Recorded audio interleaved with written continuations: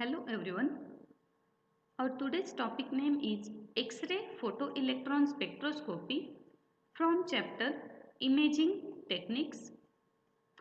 In our previous lecture, we discussed two techniques that are scanning electron microscopy and transmission electron microscopy. So, today we start with our new topic, that is X-ray photoelectron spectroscopy. So, dear students, today I will talking on important topics of surface characterization technique.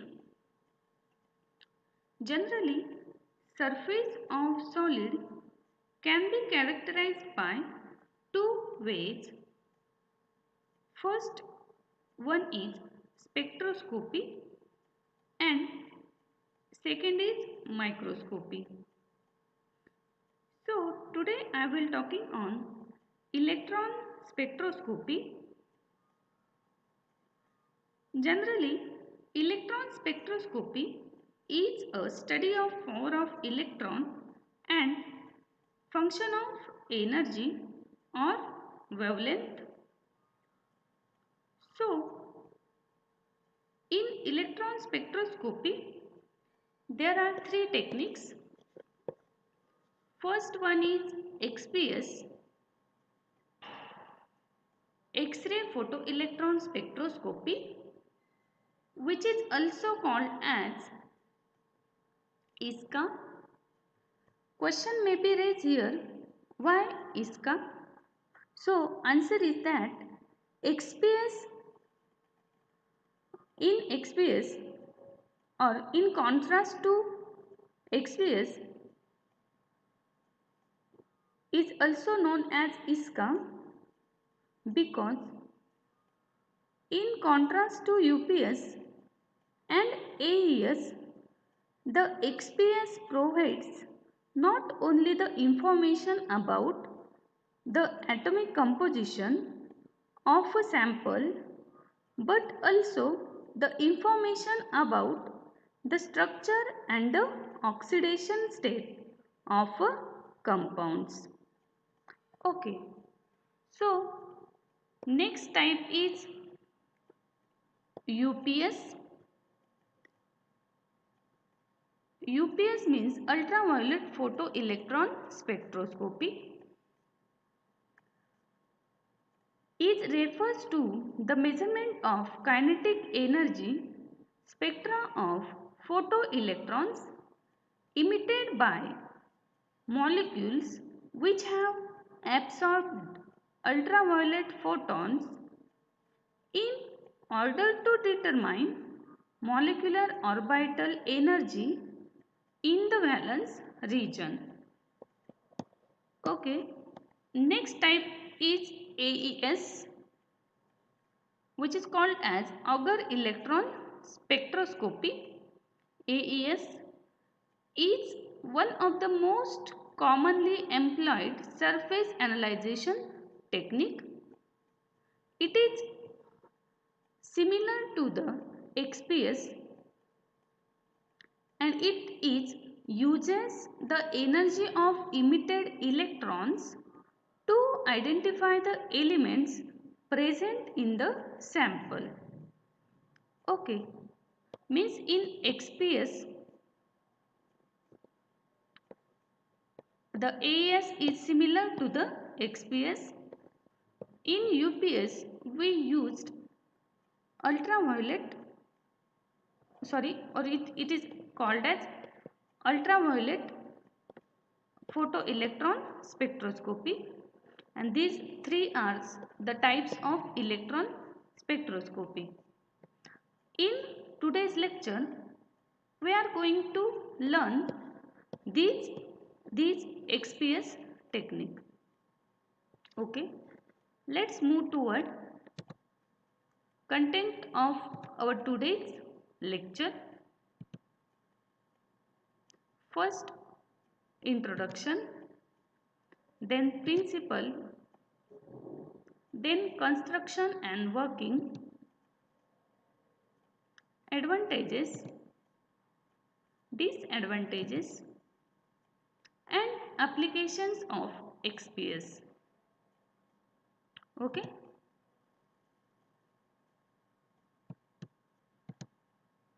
We start with introduction.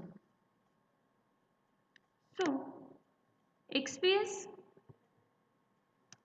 X-ray photoelectron spectroscopy, which is also called as ISCA. I already tells you why XPS is called as ISCA.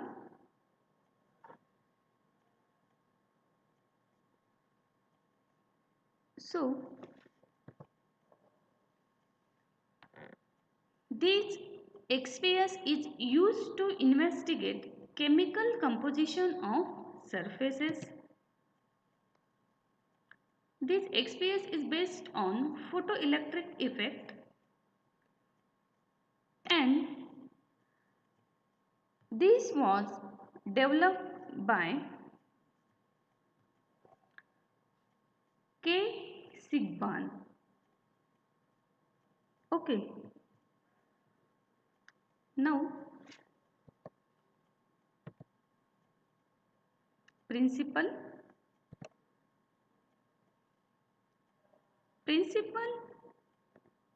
of XPS is based on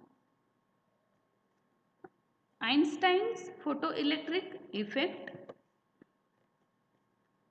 The monochromatic X-ray photon, that is hν, when incident on the sample surface, the inner shell electron abstract the energy from this X-ray photon and get ejected in terms of kinetic energy with binding energy and given by equation, that is Ek is equal to hν minus Eb minus phi, where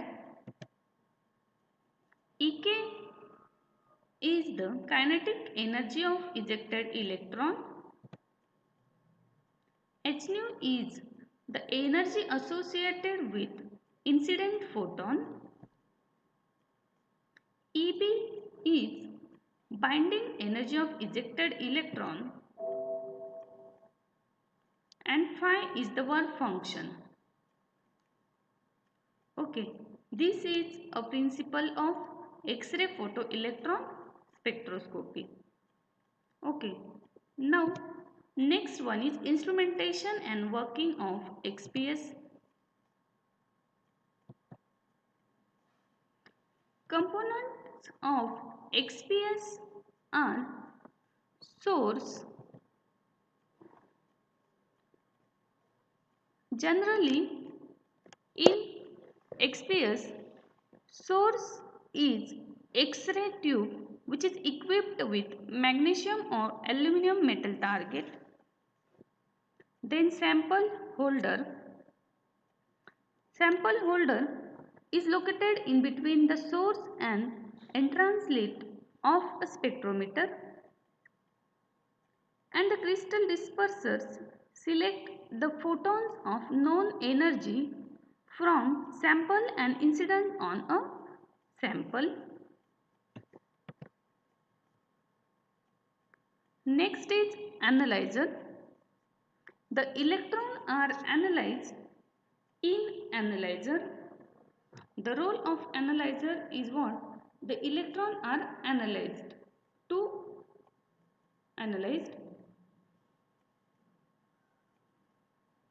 Here, concentric hemispherical analyzer is used.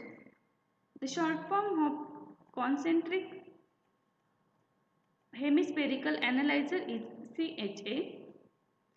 It is a hemispherical in shape with very high electrostatic field is applied on analyzer. Then next one is a detector. detector are used a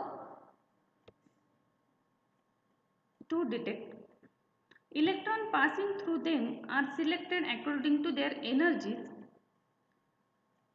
and then that electron are detected and then amplified using channeltron or channel plate. Next one is signal processor and readout devices. The function of signal processor is to amplify the signal, and readout devices converts signal into a spectrum. Okay. So, source, sample holder, analyzer, then detector, then signal processor and readout devices are the component of XPS. Now next, schematic diagram. This is a schematic diagram of XPS. See here, first there is a X-ray gun, then sample is located, then there is a lenses, then aperture, then analyzer. Generally, here a concentric hemispherical analyzers are used. Then there is a detector, and after detector there is a output device. Okay. So first, source of XPS is X-ray tube which is equipped with magnesium or aluminum metal target. Then there is a sample holder is located in between the source and entrance slit. Entrance slits of spectrometer. Then there is a analyzer. The electron are analyzed in analyzer using concentric hemispherical analyzer. It is hemispherical in shape with very high electrostatic field is applied on analyzer. When electrons enters into the hemispherical analyzer, it travels in curved path, and radius of curvature depends upon magnitude of field and kinetic energy of the of the electron. And this analyzer is controlled using spectrometer control unit, SCU. Then next to analyzer there is a detector. When electron passing through them are selected according to their energy, means that electrons are selected according to their energies and are detected and amplified using channeltron or channel plate. Okay. Then there is a output device, that is signal processor and readout device. Okay. The function of signal processor is to amplify the signals, and read out device convert signals into spectrum. Okay. This is a instrumentation of XPS or ISCA. Now move towards advantages of X-ray photoelectron spectroscopy. XPS is non-destructive technique. Second advantage is that It is a surface sensitive technique. Wide range of solid surface sample can be identified. Relatively non-destructive. Now, disadvantages. This XPS is very expensive and slow or poor resolution power, required high vacuum. These are the disadvantages of X-ray photoelectron spectroscopy. Now, applications.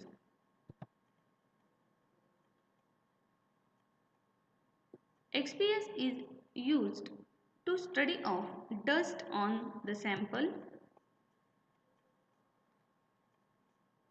determination of oxidation state. This is an important application of XPS. Determination of surface contamination on semiconductors. All the elements of periodic table can be determined or identified except hydrogen and helium because they do not emit inner core electrons. These are the applications of XPS. Now, assignment. First question is, what is XPS? Give the principle of XPS. Third question, explain in detail instrumentation and working of XPS. Give applications of XPS. Next, give disadvantages of XPS. Give disadvantages of XPS. So, this is our today's assignment.